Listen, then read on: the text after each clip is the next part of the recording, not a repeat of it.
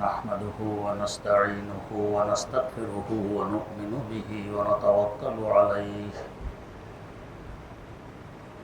ونعوذ بالله من شرور أنفسنا ومن سيئات أعمالنا من يهده الله فلا مضل له ومن يضلله فلا هادي له ونشهد أن لا إله إلا الله وحده لا شريك له ونشهد أن سيدنا ونبينا ومولانا محمدا عبده ورسوله أرسله بالحق بشيرا ونذيرا وداعيا إلى الله بإذنه وسراجا منيرا صلى الله تعالى عليه وعلى آله وأصحابه وسلم تسليما كثيرا كثيرا أما بعد فأعوذ بالله من الشيطان الرجيم بسم الله الرحمن الرحيم ويسألونك عن الروح قل الروح من أمر ربي وما أوتيتم من العلم إلا قليلا ولئن شئنا لنذهبن بالذي أوحينا إليك ثم لا تجد لك به علينا وكيلا صدق الله مولانا العظيم সূরা ইসরার 85 নম্বর আয়াত থেকে তেলাওয়াত করা হয়েছে। তেলাওয়াতকৃত আয়াত সম্পর্কে গত মজলিসে কিছু আলোচনা হয়েছিল। আলোচনা ছিল রূহ সম্পর্কে। ইহুদীদের শেখানো প্রশ্ন অনুযায়ী মক্কার মুশরিকরা প্রশ্ন করল রূহ কি। আর এক রাওয়াতে আছে ইহুদিরাই প্রশ্ন করল সরাসরি নবী করিম সাল্লাল্লাহু আলাইহি ওয়াসাল্লামকে রূহ সম্পর্কে, যে রূহ কি, রূহের হাকিকত কি, বাস্তবতা কি, এ সম্পর্কে জবাব না দিয়ে আল্লাহ পাকের পক্ষ থেকে আসা ওহীর ভিত্তিতে জবাব দিলেন আর রূহ মিন আমরি রব্বি, রূহ আমার রবের একটি আমর, একটি হুকুম। তার হাকিকত কেন খুলে বললেন না, বিস্তারিত আলোচনা কেন করলেন না রূহ সম্পর্কে? আল্লাহ পাক আগে জবাব দিচ্ছেন ওয়ামা উতীতুম মিনাল ইলমি ইল্লা কালিলা, তোমাদেরকে ইলম আর বিদ্যা দেয়া হয়েছে অনেক কম, স্বল্প। এই বিদ্যা দিয়ে রূহের হাকিকত বোঝা সম্ভব নয়। তাই রূহের হাকিকত সম্পর্কে আলোচনা করা হলো।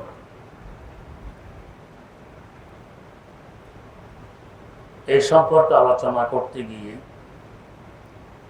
কলব, রূহ, সির, খফি, আখফা এগুলো আমাদের একটি অংশ। এই সম্পর্কে গত মজলিসে আলোচনা হয়েছিল।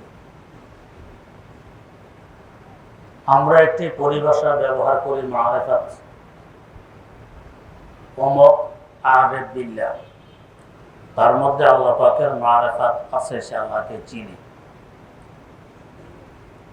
আসলে মারিফাত কি, কখন অর্জন হয়, কত ঘাট এবং স্তর পাড়ি দেওয়ার পরে যায় মারিফাত। আমরা মনে করি একটা ভিন্ন সম্প্রদায় আছে, মারিফাতি সম্প্রদায়।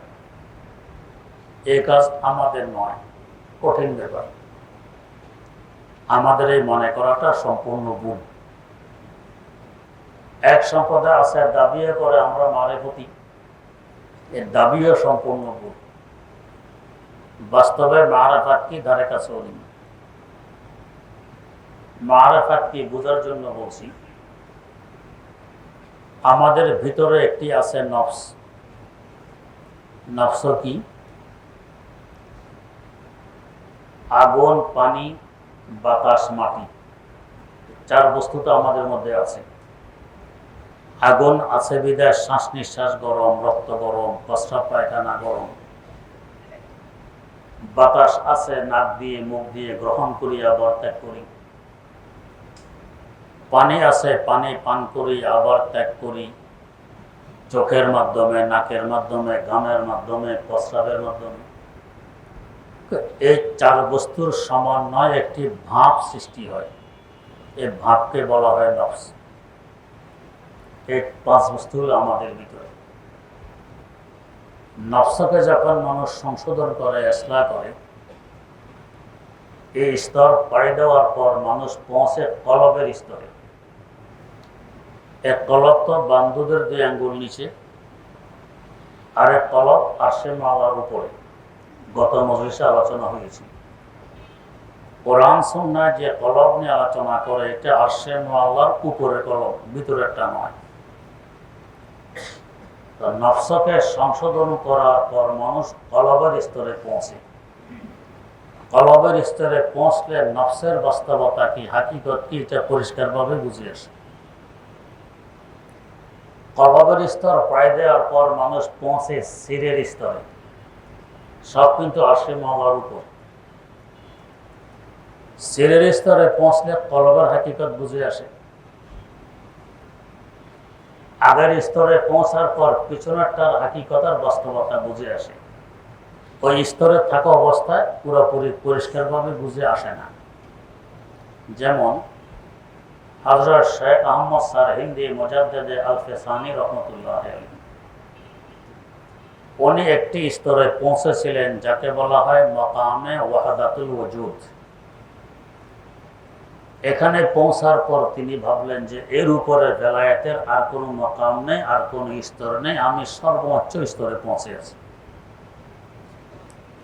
তাই তিনি দোয়া করতেন, আল্লাহ এই ওয়াহদাতুল ওজুদ মাকাম থেকে আমাকে আর কোনো দিকে সরাবে না, দোয়া।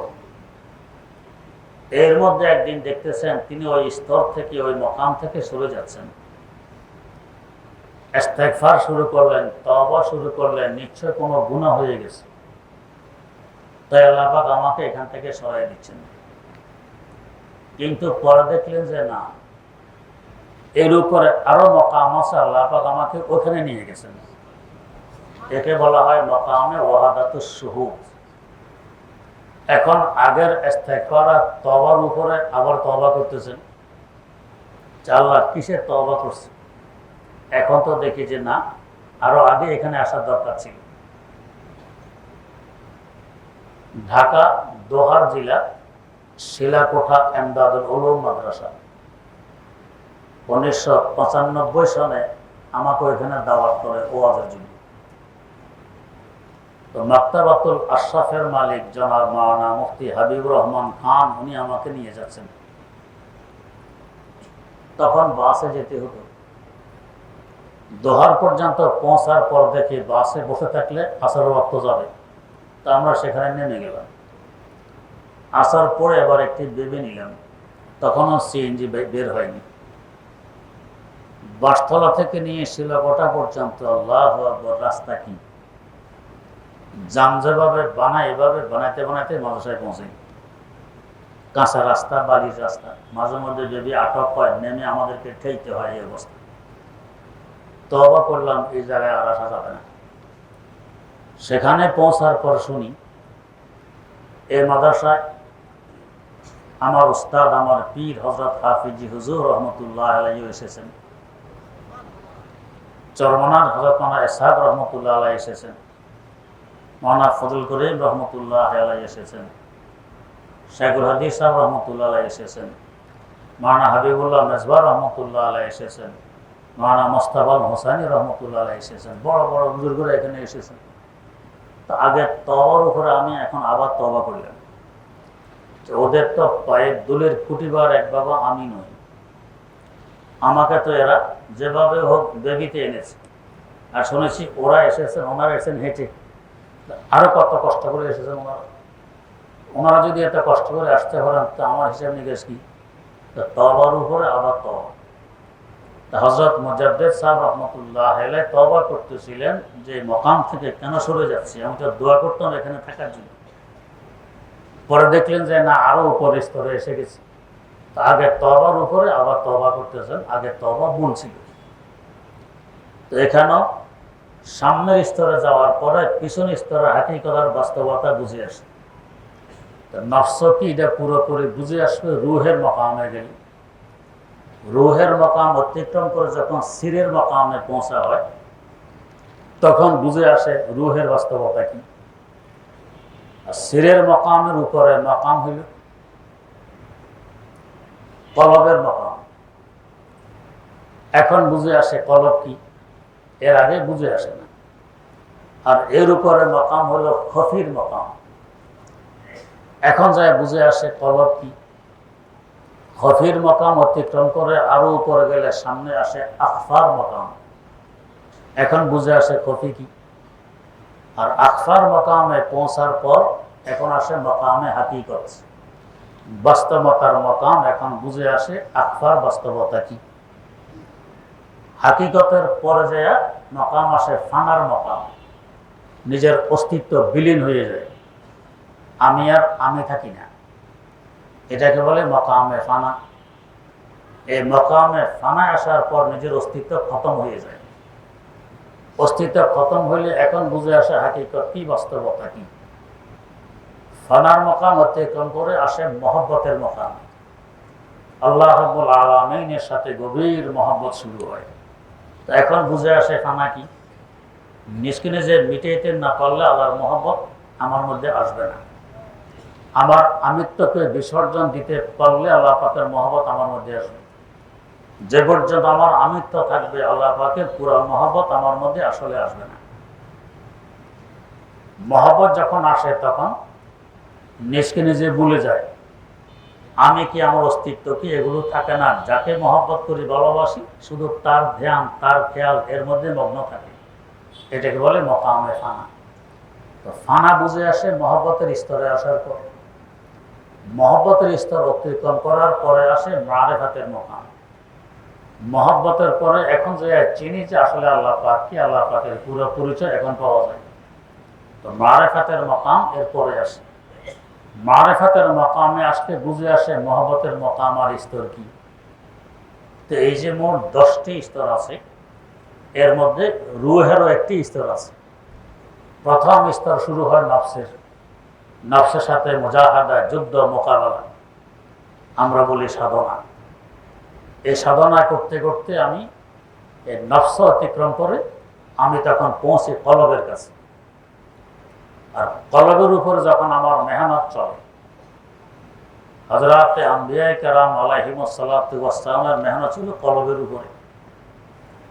আর বিজ্ঞানীদের মেহনত হলো ব্রেনের উপরে। এখানে ব্যবধান। মূল বুদ্ধি, বিদ্যা, শিক্ষা কোথায় থাকে? কেউ বলে ব্রেনে, কেউ বলে কলবে। আমার আল্লাহ বলেন কলবে। লাহুম কুলুবুন লা ইয়াফকাহুনা বিহা। এদের কলব আছে, এরা কলব দিয়ে বোঝে না, বোঝার চেষ্টাও করে না। জানা গেল বোঝার জন্য মূল অঙ্গ হইল কলব। বুঝ থাকে কলবে, বুদ্ধি থাকে কলবে। তো মনে হয় যেন আল্লাহ পাক অবাস্তব কথা বলতেছেন। আমরা দেখি থাকি ব্রেনে। স্ট্রোক করলে মানুষ হিতে হিত জ্ঞান হারাই ফেলে, জ্ঞান থাকে না। তো স্ট্রোক তো ব্রেনে হয়, আর কলব হয় এটা। তাহলে বোঝা গেছে আসল হইল ব্রেন। আল্লাহ পাক বলতেছেন কলব।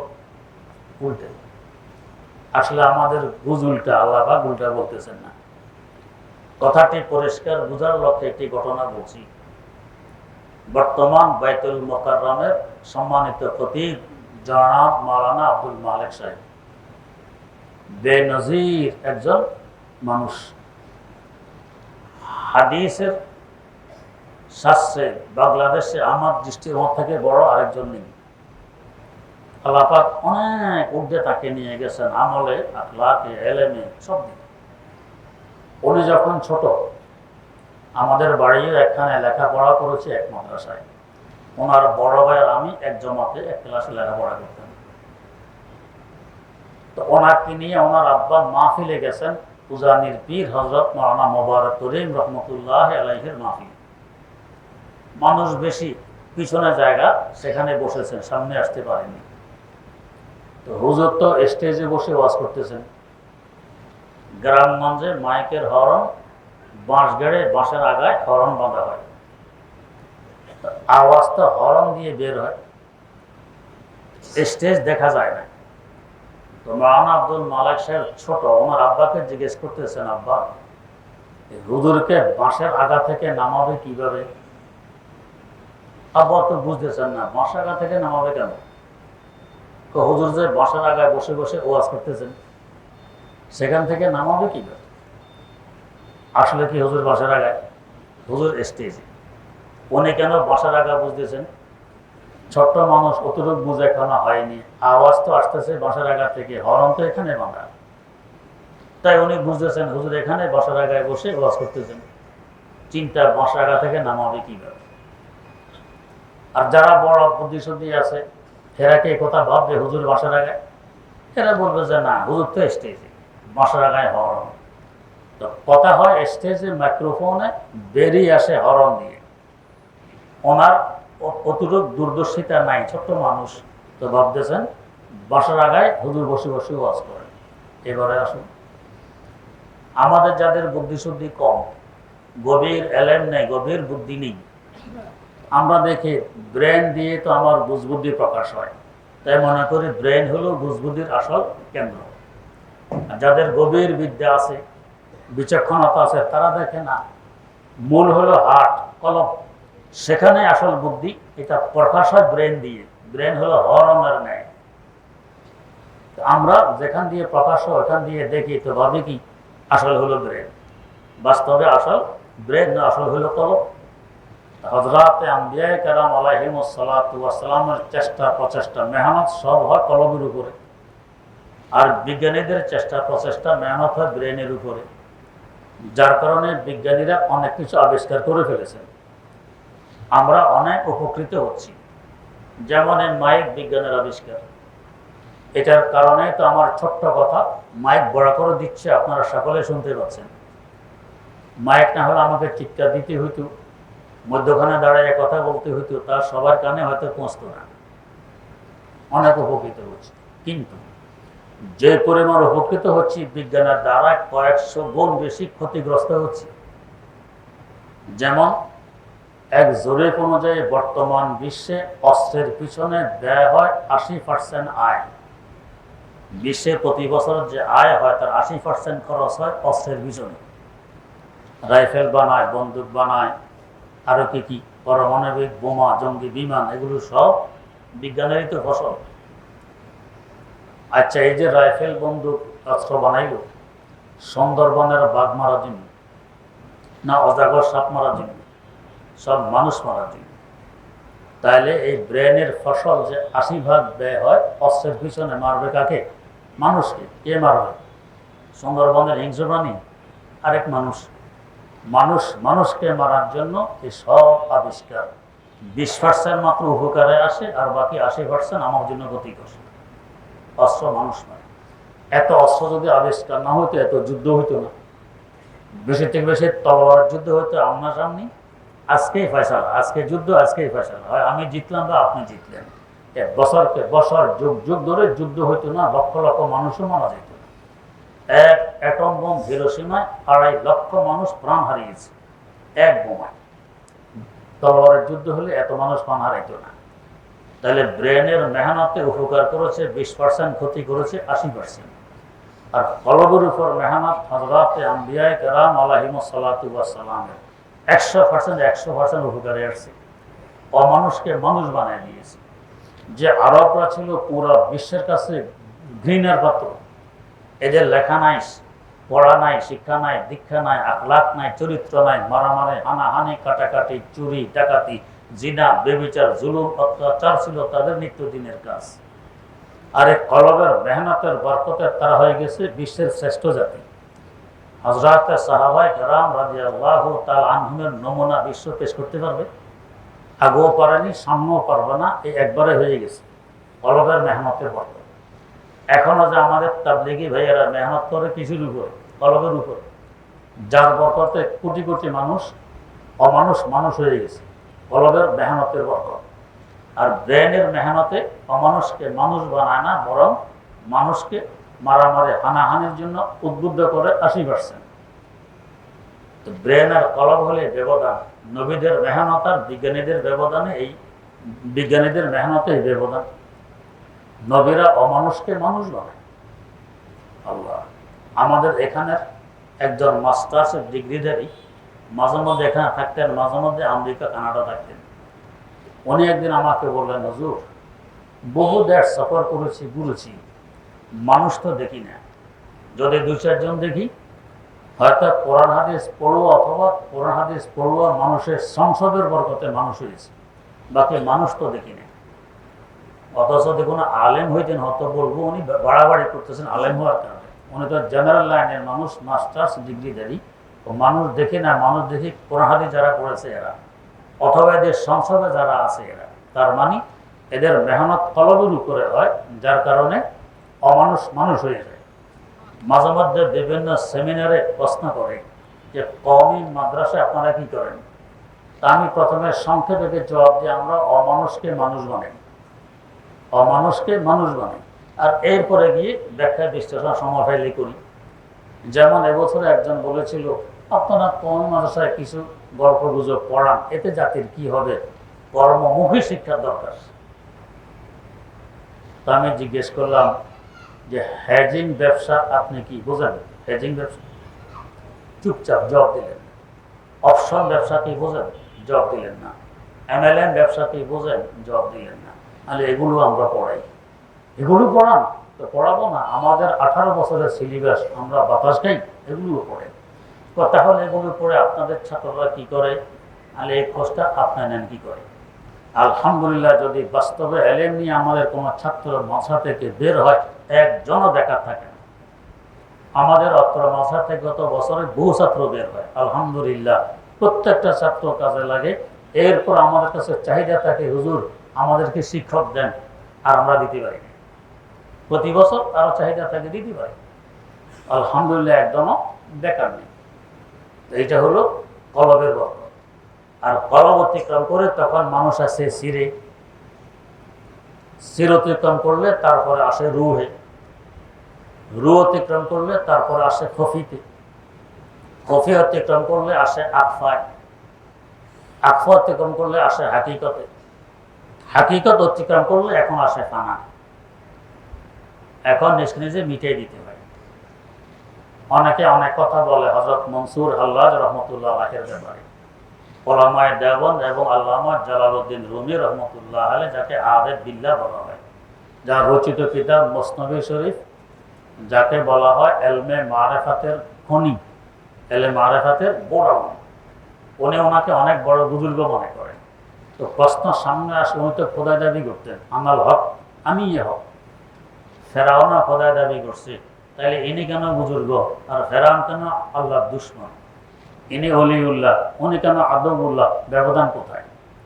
আল্লামা রুমি রহমতুল্লাহ আলাইহ আজ থেকে 700 বছর আগে জবাব দিয়ে গেছেন মুসনবী শরীফে। গুফতে ফেরাও নেজে খুদ বরবাদে শোদ, গুফতে মানসুর এজে খুদ আবাদে শোদ। আনারা লানতুল্লাহ আয় মহাবে, ই আনারা রহমতুল্লাহ দর আকাব, ই আনারা রহমতুল্লাহ দর আকাব।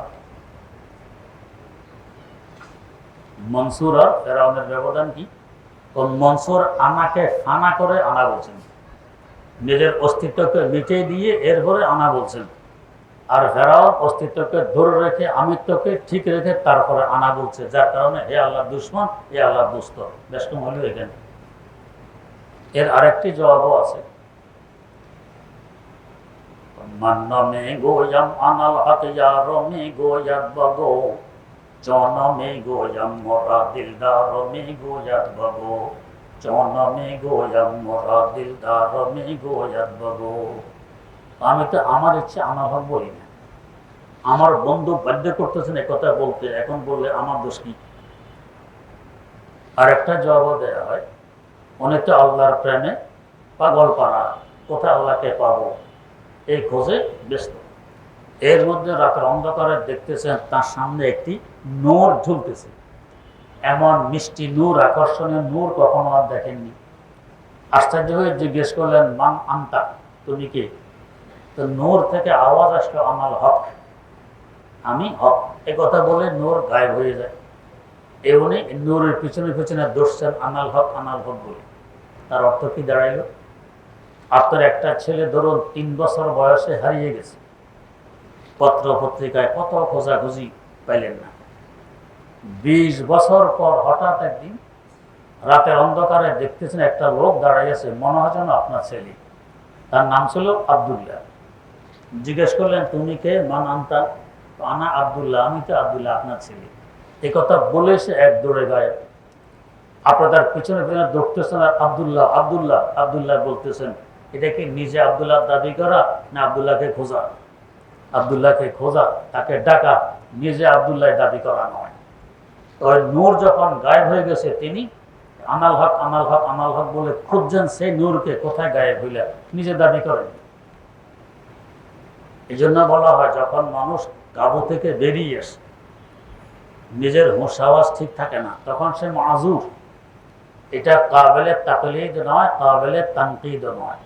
ওলামায়ে কেরাম বুঝবে, যখন ওয়াজদ আসে, নিজের হুঁশ ঠিক থাকে না, কাবুর বাইরে চলে যায়, তাদের কিছু কাজকর্ম বেরিয়ে আসে অযৌক্তিক কিংবা দেখা যায় শরীয়ত সম্মত নয়, এগুলো মানা যাবে না। আবার কাবেলে তানকিদ নয়, এদেরকে খারাপও বলা যাবে না, সে তো মাজুর, সে জানেই না সে কি করে। তাই তার পক্ষ থেকে জব এটাও আসে, তরি তাদের শক্ত কাঠের পোক্ত মাঝি হাল ধরেছে। তরি তাদের শক্ত কাঠের পোক্ত মাঝি হাল ধরেছে, তাই তাহাদের জমল পাড়ি, তাই তাহারা কুল পেয়েছে। তাই তাহাদের জমল পাড়ি, তাই তাহারা কুল পেয়েছে। কিন্তু আমার জীর্ণ তরে প্রেম তুটিনির তুফান, কিন্তু আমার জীর্ণ প্রেম তুটিনির তুফান তারে ভেঙে চুরে তলিয়ে দিল, ভিড়ল না সে আর কিনারে। ভেঙে চুরে তলিয়ে দিল, ভিড়ল না সে আর কিনারে। আল্লাহর বহু আশেক, বহু প্রেমিক এই জগতে এসেছে, আনাল হক দাবিতে কেউ করেনি, আপনি করেন কেন? জবাব দিলেন কি, তরি তাদের শক্ত কাঠের পোক্ত মাঝি হাল ধরেছে, তাই তাহাদের জঙ্গ পাড়ে, তাই তাহারা কুল পেয়েছে। তো তাদের প্রেমের তরে ছিল শক্ত কাঠ দ্বারা নির্মিত, মাঝি মাল্লা ছিল বড় মজবুত, তাই তারা প্রেম সাগর পাড়ে দিয়ে ওই পাড়ে পৌঁছতে সক্ষম হয়েছে। কিন্তু আমার জীর্ণ তরে প্রেম তো টেনির তুফান তারে, আর আমার প্রেমের তরে জীর্ণ শীর্ণ, এই প্রেমের তুফানে তাকে ধরে ভেঙে চুরে তলিয়ে দিল, বেড়ল না সে আর কিনারে। আমার তরিকে ভেঙে চুরে তলিয়ে দিয়েছে। এই জন্য তাদের অবস্থা একরকম, আমার অবস্থা আরেক রকম। তো যাই হোক, নিজকে নিজে ফানা করার পর আনা বলেছেন, এই জন্য ইনি অলিউল্লাহ। আর ফেরাউন আনাকে ধরে রেখে, ফানা নিজ অস্তিত্বকে ধরে রেখে, আনাকে ধরে রেখে আনা বলেছে, তাই সে আদবুল্লাহ, আল্লাহ দুশ্মন। তো ফানার মাকামে আসার পর বুঝে আসে হাকিকত কি। এরপরে আসে মহব্বতের মাকামে, আল্লাহ পাকের সাথে মহব্বত, নিজের অস্তিত্ব বিলিয়ে দেওয়ার পরে আল্লাহর মহব্বত আসে, এর আগে মহব্বত আসে না। আল্লাহ রাব্বুল আলামিনের মহব্বত আসার পর এরপরে হলো মারেফাতের মাকাম, এবারে মারেফাত আসে, আল্লাহকে চিনে। মহব্বতের আগ পর্যন্ত চিনা কঠিন। আল্লাহ, মক্কার মুশরিকেরা এলেম নেই, কালাম নেই, বিদ্যা নেই, বুদ্ধি নেই, মূর্খের জাত, এরা প্রশ্ন করে রূহ কি, এই বিস্তারিত আলোচনা করলে কি বুঝবে? আল্লাহ পাক বিস্তারিত আলোচনা না করে জবাব দিলেন কি, বলে রূহু মিন আমরি রাব্বি, বলা রূহ আমার রবের একটি আমর, রবের একটি হুকুম, বাস এই পর্যন্তই শেষ। ওয়া মা উতিতুম মিনাল ইলমি ইল্লা কালিলা, তোমাদেরকে বিদ্যা দেয়া হয়েছে খুব কম, এই কম বিদ্যা রূহের হাকিকতার বাস্তবতা বুঝার মতো যোগ্যতা তোমাদের নেই, বললে লাভ হবে না, বুঝবে না। ওয়ালা ইন শি'না লানাযহাবান্না বিল্লাযী আওহাইনা ইলাইকা সুম্মা লা তাজিদু লাকা বিহি আলাইনা ওয়াকিলা। আল্লাহ পাক বলেন, আমার কুদরত আছে ও নবী, আমি যদি চাই ওহির মাধ্যমে আপনার কাছে যা কিছু পাঠাইছি বিদ্যা বুদ্ধি এটাও নিয়ে যেতে পারে। আর ওদের কাছে তো পাঠাই নেই, মোশরিকেরা বিদ্যা বুদ্ধির মোটরও নেই, ওরা রূপ বুঝবে কিভাবে?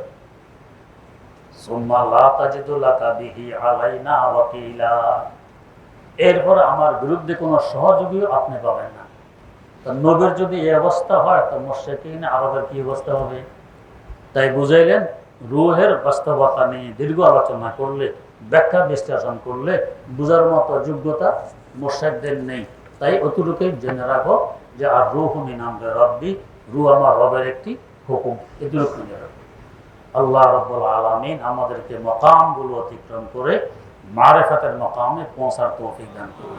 সুবহানাল্লাহি ওয়া বিহামদিহি, সুবহানাকাল্লাহুম্মা ওয়া বিহামদিক, আশহাদু আল্লা ইলাহা ইল্লা আনতা আস্তাগফিরুকা ওয়া আতুবু ইলাইক। প্রশ্ন, হিন্দু সম্প্রদায় কোন কালে বেহেশতে পৌঁছবে কিনা? উত্তর, নিজের বেহেশত নিয়ে তো ফেরিছেন, আমি পৌঁছতে পারবো কি পারবো না আরেকজনের বেহেশত নিয়ে এত ফিকির। দ্বিতীয়ত, বেহেশতে পৌঁছতে হলে ঈমান পূর্ব শর্ত, ঈমান ছাড়া কেউ বেহেশতে পৌঁছবে না। আর এরা হলো মুশরিক, এদের ঈমান নেই, বেহেশতে পৌঁছার প্রশ্নই আসে না। প্রশ্ন, ফুটবল খেলা কি কবিরা গুনাহ? জানালে উপকৃত হব। যে খেলে সে একটু বাহানা দিতে পারে আমার ব্যায়াম হয়, আর যে দেখে তার এই বাহানাটাও নেই। বরং চোখের জ্যোতির ক্ষতি হয়, ব্রেনের ক্ষতি হয়, স্বাস্থ্যের ক্ষতি হয়, অর্থের ক্ষতি হয়, সময়ের ক্ষতি হয়, ইবাদতের ক্ষতি হয়। জামাত বাদ দিয়ে, নামাজ বাদ দিয়ে, লেখাপড়া বাদ দিয়ে খেলাধুলায় ব্যস্ত, তা আপনি বলেন গুনাহ হবে না সওয়াব হবে? প্রশ্ন, নামাজের প্রথম রাকাতে নামাজ ফাসেদকারী ভুল কেরাতের মধ্যে হলে পরের রাকাতে তার ঠিক করে পড়লে কি নামাজ সহি হয়ে যাবে? উত্তর, যে না, সহি হবে না, ওই রাকাতে শুধরাইতে হবে। প্রশ্ন, কল্যাণপুর প্রমিজ মার্ট নামে একটি প্রতিষ্ঠান আছে, সেখানে শিক্ষামূলক সেবা ইদানিং এবং আর্নিংয়ের মাধ্যমে, কারিগরি শিক্ষার মাধ্যমে ছেলেমেয়েরা ফ্রি কি লেনিশন করে দেশের বাইরে যাচ্ছে। এর পাশাপাশি পণ্যের মাধ্যমে টাকা বিক্রয় করতে হয়, অর্থাৎ টাকা দিয়ে পণ্য কিনতে হয়। 1 লক্ষ টাকার পণ্য কিনলে আমল যোগ লাভ মাসে মাসে 5,000 টাকা সেবা, আবার 30 মাসে পরিশোধযোগ্য প্রতি মাসের লাভের টাকা উঠাতে গেলে 10% কর্তন করে নেয়। ট্যাক্স এবং বিভিন্ন খরচ বাবদ টাকা ওঠানোর সময় রিসেলও করে। আমি দেখেছি ওদের অনুষ্ঠানে হিন্দু মুসলিম অনেক হুজুর ইমাম হাফেজ ব্যবসা করতেছে। আমার প্রশ্ন হলো, এখানে টাকা রাখা কি সুদ হবে? উত্তর, এটা MLM ব্যবসার একটা পদ্ধতি, এই পদ্ধতি জায়েজ নেই, এখানে টাকা পয়সা কামানো বৈধ হবে না। প্রশ্ন, বোন যদি ভাইয়ের বাড়িতে এবং ভাই যদি বোনের বাড়িতে বেড়াতে যায়, তাহলে কি নামাজ কসর করতে হবে? কসর বেড়ানো আর না বেড়ানোর উপরে নির্ভর করে না, কসর নির্ভর করে সফরের উপরে। 48 মাইল, যা বর্তমান কিলোমিটারে হিসাব করলে 77 কিলো থেকে একটু বেশি হয়। আপনার শহরের কিনারা থেকে যেখানে যাচ্ছেন ওই এলাকার কিনারা যদি 77 কিলোমিটার থেকে একটু বেশি হয়, তাহলে কসর করবেন, এর কম হলে কসর করবেন না। প্রশ্ন, মুরগির গোশত রান্না করার সময় যদি গলা বা মেরুদণ্ডের রগ না ফেলে রান্না করা হয় এবং খাওয়ার সময় উক্ত রগ ফেলে খাওয়া হয়, তাহলে কি বৈধ হবে? উত্তর, জি বৈধ হবে। প্রশ্ন, ওযু করার পর যে তোয়ালেতে হাত মুখ মোছা হয়, সে তোয়ালে থেকে দাঁড়িয়ে নামাজ পড়া যাবে? উত্তর, জি যাবে। প্রশ্ন, যদি মা বাবার আকিকা না করে থাকে, তাহলে কি সন্তান আকিকা করা বৈধ হবে? উত্তর, জি বৈধ হবে। প্রশ্ন, যে আমার মা বাবা নামাজ পড়ে না, কেউ প্রশ্ন করলো মা বাবা নামাজ পড়ে না, সন্তান নামাজ পড়া কি বৈধ হবে? এই প্রশ্নটা যেমন এইটাও তেমন। আমি শুনেছি শুক্রবার নাকি মান্যত রোজা রাখা যায় না, একথা কি সহি? উত্তর, যে না, সহি নয়। প্রশ্ন, চলার পথে অথবা বাসায় থাকা অবস্থায় একই সাথে একাধিক মসজিদের আজান শোনা যায়, তাহলে কোন আজানের উত্তর দিব? উত্তর, যে আজানের আওয়াজ প্রথম শোনা যাবে ওটার উত্তর দিবেন, চাই আপনার মহল্লার মসজিদের হোক, চাই অন্য মহল্লার মসজিদের হোক। সবগুলো দিতে পারলে ভালো, কিন্তু দেওয়া মুস্তাহাব হলো প্রথম যে আজানের আওয়াজ শুনবেন সেটার। প্রশ্ন, সালাতুল বিতর নামাজের তৃতীয় রাকাতে সূরা ফাতিহার পর সূরা মেলানোর পর তাকবীর দিয়ে আল্লাহু আকবার বলে দোয়া কুনুত পড়তে হয়। যদি তৃতীয় রাকাতে সূরা মেলানোর পর তাকবীর ও দোয়া কুনুত না পড়ে ভুলে রুকুতে যাওয়ার পর মনে হয় যে তাকবীর ও দোয়া কুনুত পড়তে ভুলে গেছি, সেক্ষেত্রে করণীয় কি? উত্তর, রুকু থেকে আর উঠবেন না, সামনে কাজ চালিয়ে যাবেন, শেষ বৈঠকে সাহু সিজদা দিবেন, নামাজ হয়ে যাবে। প্রশ্ন, একজন চাকরিজীবী মহিলার স্বামী মারা গেছে, তার ইদ্যতের বিধান কি হবে? উল্লেখ্য, তার ছোট ভাইয়ের উপার্জন দিয়ে তার কিছুটা সাহায্য হয়, কিন্তু 4 মাস সে বাসা থেকে বের না হলে তার চাকরি থাকবে না। উত্তর, বাস্তবে যদি তার জীবিকার আর কোনো ব্যবস্থা না থাকে তো তাহলে দিনের বেলায় কর্মক্ষেত্রে যাবে, চাকরি করে রাত্রে এসে আবার ওই ঘরেই থাকতে হবে। এভাবে চললে ইদ্যত নষ্ট হবে না। আর যদি জীবিকার ব্যবস্থা থাকে তাহলে ঘর থেকে দিনেও বের হবে না, ঘরেই থাকবে, চাকরি থাকবে আর যাবে, ওটা দেখার বিষয় নয়। 4 মাস 10 দিন ইদ্যত পূরণ করা, এটা কোরআন শরীফের আদেশ। প্রশ্ন, কবরস্থানে লাগানো গাছ থেকে কিছু আহরণ করা, যেমন নিম পাতা, জায়েজ আছে কিনা? উত্তর, জি জায়েজ আছে। প্রশ্ন, কোরআন তেলাওয়াতের সিজদার নিয়ম কি? উত্তর, দাঁড়াইয়ে সেজদা দিবেন, আবার দাঁড়িয়ে যাবেন, এটা হলো উত্তম নিয়ম। যদি বসা থেকে সেজদা দিয়ে আবার বসে যান, এতেও সেজদা আদায় হয়ে যাবে। প্রশ্ন, আমার মাথা থেকে অস্বাভাবিক চুল পড়ে, অনেক চিকিৎসা করার পরেও চুল পড়া কমে না, আমার মনে হচ্ছে কারোর নজর লেগেছে, কিন্তু কার নজর লেগেছে বলতে পারি না, এখন আমার জন্য কোন আমল আছে? উত্তর, এটা হলো একটা চিকিৎসা, এখানে মাসাল বলা হয়, চিকিৎসা দেওয়া হয় না। প্রশ্ন, আমি সামনে বিয়ে করব, পাত্রী লন্ডন থাকে, সরাসরি তাকে দেখা সম্ভব হচ্ছে না, তাই তাকে ভিডিও কলে বা ছবি দেখে পছন্দ করা যাবে কিনা? উত্তর, জি না, যাবে না। এই ছবি পাঠালে আরো অনেক মানুষ এই ছবি দেখবে, অনেক কিছু দেখবে, এটা বৈধ হবে না। প্রশ্ন,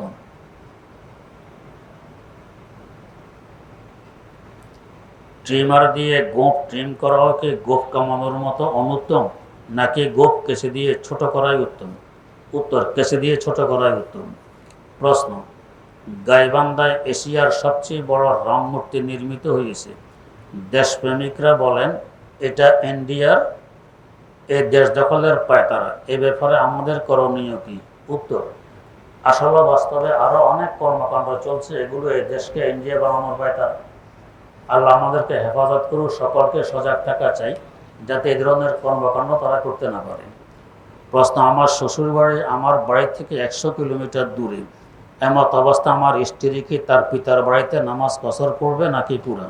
উত্তর, রোগশতি হওয়ার পর স্ত্রী বাপের বাড়ি গেলে কসর করবে, তখন তার বাড়ি হয়ে যায় স্বামীর বাড়ি, বাপের বাড়িতে কসর করবে।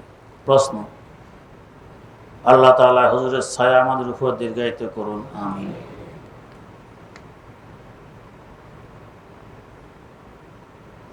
মোহাইমিন ইসলাম নাম রাখার বিধান কি? আব্দুল মোহাইমিন রাখা চাই, শুধু মোহাইমিন নয়। প্রশ্ন,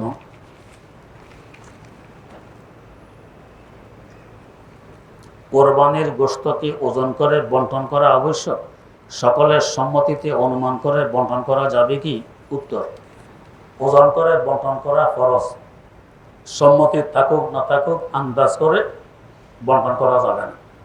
হ্যাঁ, যদি এক ভাগে পা, আরেক ভাগে গুঁড়ি, আরেক ভাগে কলিজা, আরেক ভাগে কলা এভাবে দেন, তাহলে আন্দাজ করে বন্টন বৈধ হবে। প্রশ্ন, পরীক্ষায় কেন্দ্রীয় বোর্ডগুলোতে দেখা যায় পরীক্ষকদের অলসতার কারণে নাম্বার কম আসে, পরবর্তীতে টাকা দিয়ে বোর্ড চ্যালেঞ্জ করলে নাম্বার বৃদ্ধি পায়, এখন এই টাকা দেওয়া নেওয়ার হুকুম কি?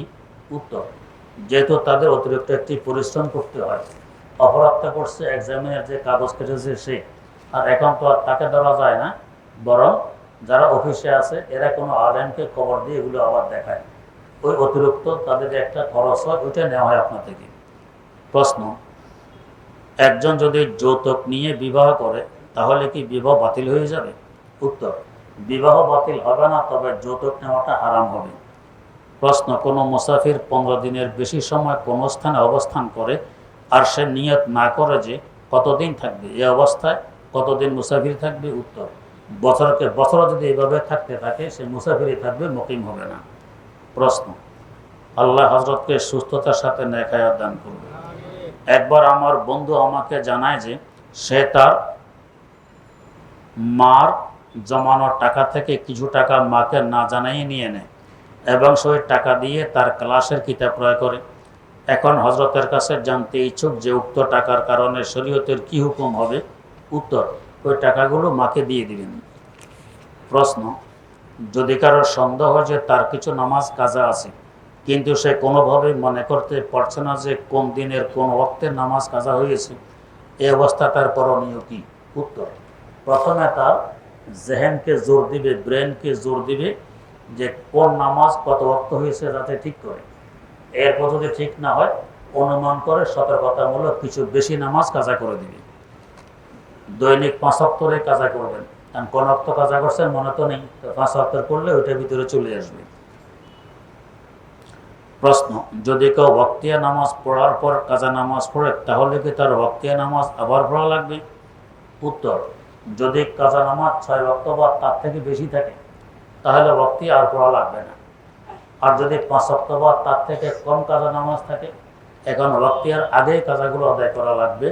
ওয়াক্তিয়া আদায় করার পর কাজা আদায় করলে ওয়াক্তিয়া নামাজ আবার পড়া লাগবে, এটা বাতিল হয়ে যাবে। প্রশ্ন,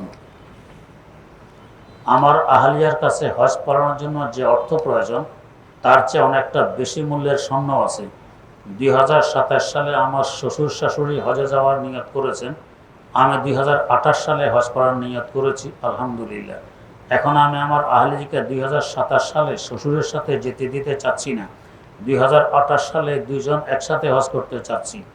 আমরা নববিবাহিত, তাই একসাথে হজে যেতে চাচ্ছি। কাজটিকে শরীয়ত সম্মত হবে? উত্তর, 2027 পর্যন্ত স্ত্রী বাঁচবে গ্যারান্টি তো নেই। এই জন্য ফরজ যত তাড়াতাড়ি আদায় করা যায় ততই শ্রেয়, তাই শ্বশুরের সাথে পাঠিয়ে দিবেন। প্রশ্ন, কাজা রোজার নিয়ত কোন সময়ে করতে হয়? মাগরিবের পর করলে সাহারির সময় উঠতে না পারলে কি হবে? দিনের বেলায় করছেন তাও হয়ে যাবে। প্রশ্ন, বর্তমানে ফুটবল বিশ্বকাপ খেলা হচ্ছে, এখন কোন জাতীয় দলের সাপোর্ট করা কি জায়েজ? সাপোর্ট করতে গিয়ে কোন দলের পতাকা বাড়ির ছাদে টাঙ্গানো কি জায়েজ? উত্তর, কিছুই জায়েজ নেই। আপনি হাজারবার সাপোর্ট করছেন এক দলকে, হে করছে ফেল, এই সাপোর্টের কোনো লাভ আছে? মনে মনে সাপোর্ট করে এগুলি বেহুদা কাজ। হাদিস শরীফ আছে, মেনে হোসনে ইসলামের মারে তার কুহু মা ওয়াইয়ানি। মুসলমানের ইসলামের সৌন্দর্যতা অনর্থক কাজ পরিহার করে। আপনি গরব ছাদের উপরে 100টা পতাকা টানান, তো লাভ কি হারবে না? পতাকাকে জিতে না। এগুলো বেহুদা কাজ এবং ইসরাফ, যাকে বলা হয় আল্লাহ পাক বলে ইন্নাল মুবাজ্জিরিনা কানু ইখওয়ানাশ শায়াতিন, অপব্যয়কারী শয়তানের ভাই। এই যে আপনি এতগুলো কাপড় নষ্ট করে পতাকা টানাইলেন, এটা অপব্যয় হলো, কোনো কাজে লাগলো না, 2 দিন পরে বাতাসে চিরে ফেলে। আপনি শয়তানের ভাই হইলেন। একজন মুসলমান জেনে শুনে টাকা পয়সা খরচ করে শয়তানের ভাই হয়, বুদ্ধির পরিচয়, বেকুফির পরিচয়। প্রশ্ন, ব্যবসার উদ্দেশ্যে শরীরে ভিডিও বিজ্ঞাপন অনলাইনে আপলোড করার হুকুম কি? উত্তর, না করা চাই, এতে তো ছবি তোলা হয়। আল্লাহ রাব্বুল আলামিন হেফাজত করুন। আলহামদুলিল্লাহি রাব্বিল আলামিন ওয়াসসালাতু ওয়াসসালামু আলা আশরাফিল আমবিয়া'i ওয়াল মুরসালিন সাইয়্যিদিনা ওয়া মাওলানা মুহাম্মাদিন ওয়া আলা আলিহি ওয়া আসহাবিহি আজমাইন। রব্বানা আতিনা ফিদ দুনিয়া হাসানাতাও ওয়া ফিল আখিরাতি হাসানাহ ওয়া কিনা আযাবান নার। রব্বানা হাব লানা মিন আজওয়াজিনা ওয়া যুররিয়াতিনা কুররাতা আ'য়ুন ওয়াজআলনা লিল মুত্তাকিনা ইমামা। রব্বি ইজআলনি মুকিমাস সালাতি ওয়া মিন যুররিয়্যাতি রব্বানা ওয়া তাকাব্বাল দুআ। আল্লাহুম্মা কফিনি বিহালালিকা আন হারামিক ওয়া আগনিনি বিফজলিকা আম্মান সিওয়াক। আল্লাহুম্মা আ'ইন্না আলা যিকরিকা ওয়া শুকরিকা ওয়া হুসনি ইবাদাতিক ওয়া আলা তিলাওয়াতি কালামিক আনা আল-লাইলি ওয়া আতরাফান নাহার ওয়াজআলহু লানা ইমামান ওয়া নূরান ওয়া হুজ্জাতান ইয়া রাব্বাল আলামিন। রব্বুল আলামিন, কতগুলো আপনার এই বান্দা তাফসীরুল কোরআন মাহফিলে বসে বুক ভরা আশা নিয়ে কাঙ্গালের ন্যায় আপনার দুয়ারে হাত পেতেছি। মাওলা কারীম, মেহেরবানি করে জিন্দেগীর সমস্ত গুনাহগুলো ক্ষমা করে দিন। ভবিষ্যতের সর্বপ্রকার গুনাহ খাতা অন্যায় অপরাধ থেকে আমাদের হেফাজত করুন। যেভাবে চললে বললে এবং করলে আপনি খুশি হন, আমাদের সকলকে সেভাবে চলার বলার এবং করার তৌফিক দান করুন। আয় আল্লাহ, মওত পর্যন্ত সিরাতে মুস্তাকিমের উপর অটল রাখুন। সুন্নাত তরিকা অনুযায়ী জীবন পরিচালনা করার তৌফিক দান করুন। মাওলানা কারীম, মনের সকল জায়েজ আশা আকাঙ্ক্ষাগুলোকে পূরণ করে দিন। সুস্থতার সাথে বরকতময় জীবন দান করুন। শেষ নিঃশ্বাস ত্যাগ করা পর্যন্ত ইখলাসের সাথে ইলমি এবং দ্বীনি খেদমতে নিয়োজিত রাখুন। আমাদের আওলাদ ফরজন্দদেরকে আয় আল্লাহ মেহেরবানি করে মুত্তাকি পরেজগার বানিয়ে দিন। দ্বীনের মুখলেস খাদেম হিসাবে কবুল করে নিন। আমাদের নসলকে কিয়ামত পর্যন্ত জারি রাখুন। সকলকে আয় আল্লাহ দ্বীনমুখী আখিরাতমুখী বানিয়ে রাখুন। মাওলানা কারীম, মেহেরবানি করে আমাদেরকে আপনার বানায় নিন। আমাদেরকে আপনার বানায় নিন। আপনি আমাদের হয়ে যান। কদমে কদমে দস্তগিরি ফরমান। আয় আল্লাহ, মেহেরবানি করে যত মুসলমান ভাইয়েরা হজ করেছে, উমরা করেছে, সকলের হজ এবং উমরাকে আপনি কবুল করে নেন। যারা এখনো করতে পারেনি, করার তৌফিক দেন। আয় আল্লাহ, আমাদেরকে বারবার হারামাইন শরীফাইনের মকবুল জিয়ারত নসিব ফরমান। মাওলানা কারীম, বিনা হিসাবে জান্নাতুল ফেরদাউসের মালিক বানিয়ে দেন। তো খানা এ কাবা কা मंजर ऐ खुदा दिखला मुझे, खाना ए काबा का मंजर ऐ खुदा दिखला मुझे, मक्का ओ शहरे मदीना देखने को दे मुझे, मक्का ओ शहरे मदीना देखने को दे मुझे, वो मकामात मुबारक की ज़ियारत हो नसीब जिसमें रहमत बेशुमारा देखने को दे मुझे। हाजियाँ सब देखते हैं राह में गारे है राह जिसमें हजरत मुस्तफ़ा छुप कर बुलाते थे तुझे। खाना ए कअबा को पहुँचूं फिर अहद ताज़ा करूँ जिसमें अंसारो मुहाजिर आहद करते थे तुझे। खाना ए कअबा को पहुँचूं तलबिया कहते हुए इस्तिला में हजर अस्वद से मुशर्रफ कर मुझे। ऐ खुदा सैराब कर दे आब ज़मज़म से मुझे, हाथ उठाऊं दर पे तेरे जब पिलाए तू मुझे। दरमियाने कोहे मरवा व सफ़ा दौड़ने लगूं इस्तिराबे हाजरा में दौड़ने को दे मुझे। इश्क लेकर हाजिरी हो जब मीना बाजारों में मिस्ले इस्माइल उस जान कुर्बान हो मुझे। शौक़ आतिश से तड़पता हूँ सदा मैं बेकरार, हाजिरी शहरे मदीना कब नसीबे हो मुझे। गुंबदे खजरा दिखा दे रोज़ाए अतहर मुझे, दरमियाने कब्र मिंबर गिड़गिड़ाने दे मुझे, दरमियाने कब्र मिंबर गिड़गिड़ाने दे मुझे।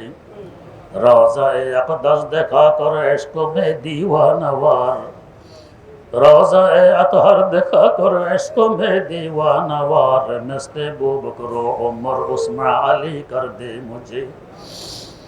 हम गरीबों से खुदाया सद दुरूद व सद सलाम वासिले रोज़ा शरीफ सैयद अकवान हो। हम गुनाहगारों से मौला सद दुरूद व सद सलाम वासिले रोज़ा शरीफ सैयद अबरार हो। रब्बना तक़ब्बल मिन्ना इन्नका अंतस समीउल अलीम व तुब अलैना इन्नका अंतत तव्वाबुर रहीम। सुब्हान रब्बिका रब्बिल इज़्ज़ति अम्मा यसिफून व सलामुन अलल मुरसलीन वल्हम्दुलिल्लाहि रब्बिल आलमीन।